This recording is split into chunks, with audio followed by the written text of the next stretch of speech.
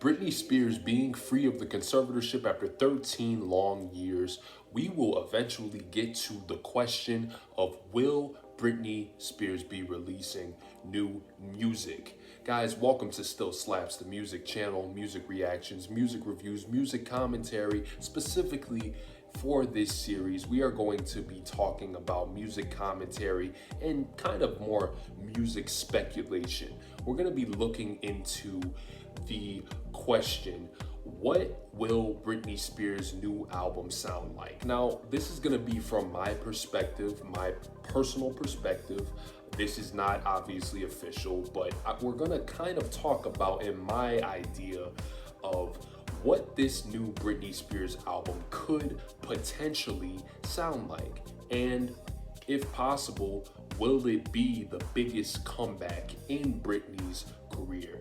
Now, thank you guys for joining me. I hope you enjoy the takes. Feel free to drop your takes below too, especially if you're more familiar with Britney's discography. I feel like this is a great way to kind of really just think about and speculate Britney's upcoming music. What direction is she going to be going in? I personally believe that the best approach and what I would do as a songwriter if I was called on to write this album or help write the album or even produce, I would definitely take it in the direction that we are going to be talking about throughout this series. Now, I think I've got some decent ideas. You guys can always let me know how you're feeling in the comments below as well. And thank you for joining me. But let's go ahead and get into the first part of the Britney Spears album. In my opinion, my thoughts, we're talking about part one of the album thematically, where I think we should start this whole big thing. So here is my take on what part one of this series, what will the Britney Spears new album sound like, or what it could sound like. Here are my thoughts.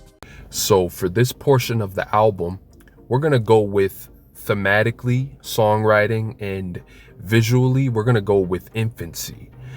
I think the beginning of the album, if we're giving a blueprint, which we're kind of gonna do throughout this series, it should be infancy for part one. Now, this is obviously going to be the origin point of Britney's career. And I think the difference in between this album and the other albums, Britney can kind of allude to the infancy of the origin point of her career, you know, obviously being the starting point, you know, the dancing and the singing and the development. She can use the theme of infancy as kind of a steering point. Lyrically, it can be used as a steering point into driving straight into the blinding lights that is fame and grand stardom. Obviously, we can kind of paint the stages, you know, if we're kind of doing this, if we're drafting this album out, I think the infancy is definitely going to be crucial, because what you can do with that, you can extend over to producers like Max Martin and the Neptunes, to name a couple. Those producers can really give this portion of the album, part one, they can give the album sonically that nostalgic sonic feel.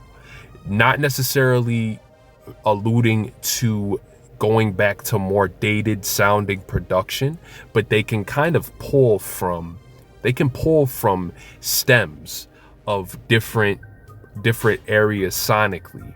If you're a producer, you're kind of gonna know what I'm talking about more than the average consumer who's just passively listening to music.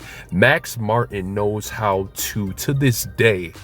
If you listen to Max Martin's production outside of Britney's catalog, Max Martin knows how to craft songs from the production front of different eras.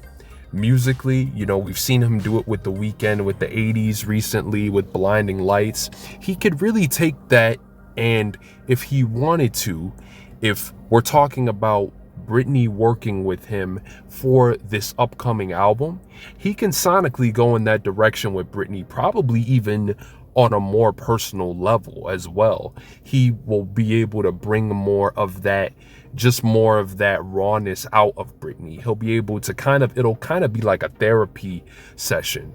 If we're being real, we know how much Max and Britney mean to each other, just off of the strength alone of, obviously, Britney's first hit was with Max. So it could really get therapeutic if we're talking about the sonic portion of this part of the album.